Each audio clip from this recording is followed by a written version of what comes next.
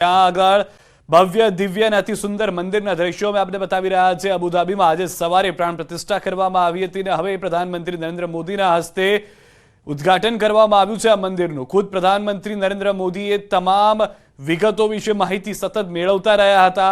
આજે જ્યારે દિવસ આવી ગયો છે કે એક એવા દેશની અંદર ભવ્ય મંદિર બન્યું છે કે જ્યાં આગળ 32 લાખ લોકો હિન્દુ રહે છે અને તેવા વિસ્તારમાં પહેલું આ મંદિર બનવું એ તમામ સનાતન ધર્મના અનુકરણ કરનાર લોકો માટે મોટી વાત છે। હાલમાં આપ દ્રશ્યોમાં પણ જોઈ રહ્યા છો, ભારતમાં જે મંદિર બનતા આવ્યા છે તેવા જ મંદિર યુએઈમાં બનાવવામાં આવ્યું છે। હાલના દ્રશ્યો પ્રધાનમંત્રી નરેન્દ્ર મોદીની ઉપસ્થિતિ કે જેઓએ પણ નિરીક્ષણ કર્યું, પળે પળની માહિતી જેઓએ સતત મંદિરને લઈને મેળવી હતી તેઓએ આજે આખું મંદિર ફરી અને નિરીક્ષણ કરીને માહિતી મેળવી કે કઈ રીતે આ કામ જે છે તે પૂર્ણ થતું રહ્યું અને હાલમાં એક ડોક્યુમેન્ટરી પણ બતાવવામાં આવી રહી છે। ત્યાં ઉપસ્થિત તમામ મહાનુભાવોને જેમાં પ્રધાનમંત્રી પણ ઉપસ્થિત છે કે જે આ મંદિર બનાવવાની શરૂઆત થઈ, કારણ કે બંજર વિસ્તાર, રણ વિસ્તાર યુએઈનો કે જ્યાં આગળ પાણી મળવું પણ મુશ્કેલ અને તેવા વિસ્તારની અંદર આ ભવ્ય દિવ્ય મંદિર બનાવવામાં આવ્યું છે। મહંત સ્વામી પણ તેમની સાથે જોવા મળી રહ્યા છે। મંદિરમાં કમ્યુનિટી સેન્ટર, પ્રદર્શની પણ બનાવવામાં આવી છે। મંદિરમાં 3000ની ક્ષમતા ધરાવતું સભાગૃહ પણ તૈયાર કરવામાં આવ્યું છે। સૌથી વધારે મહત્વની વાત, મંદિરમાં જે કમ્યુનિટી સેન્ટર બનાવવામાં આવ્યું છે તેમાં તમામ લોકો એક સાથે આવી એકબીજાને મળી શકે છે। 7 શિખર યુએઈના 7 દેશનું પ્રતિનિધિત્વ પણ કરે છે।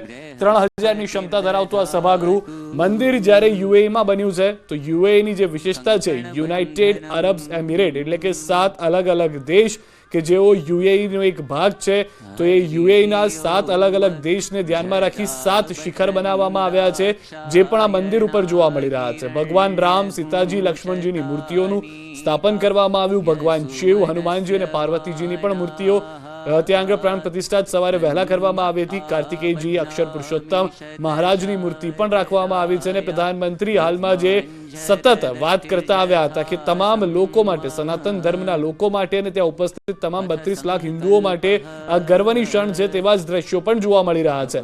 મંદિર આસપાસ પવિત્ર નદીઓનો પ્રવાહ પણ રાખવામાં આવ્યો છે। આ દ્રશ્યો જે 7 શિખરની વાત કરી રહ્યા હતા એ 7 શિખરનો સૌથી ઊંચો ગુંબજ અમે આપને બતાવી રહ્યા છીએ દ્રશ્યોમાં। સુવર્ણ ગુંબજ જોવા મળી રહ્યો છે। સૌથી વધારે મહત્વની વાત એ પણ છે કે જે પણ લોકો હવે અબુધાબી જશે અથવા યુએઈ ફરવા જશે તેઓ ચોક્કસથી આ મંદિરની મુલાકાત લેશે। અવશ્ય મંદિરની મુલાકાત લઈ શકાય તે માટેનું આયોજન પણ કરવામાં આવ્યું છે। ઉદ્ઘાટનની જે તૈયારીઓ હતી તે પૂર્ણ થઈ અને હવે પ્રધાનમંત્રી નરેન્દ્ર મોદી પૂજા અર્ચના કરતા પણ જોવા મળી રહ્યા છે, કારણ કે ટૂંક સમય પહેલા ભારતમાં પણ આવો એક અવસર આવ્યો હતો રામ મંદિરને લઈને અને હવે ફરી એક વખત એવો અવસર અબુધાબીની અંદર યુએઈની અંદર જોવા મળી રહ્યો છે।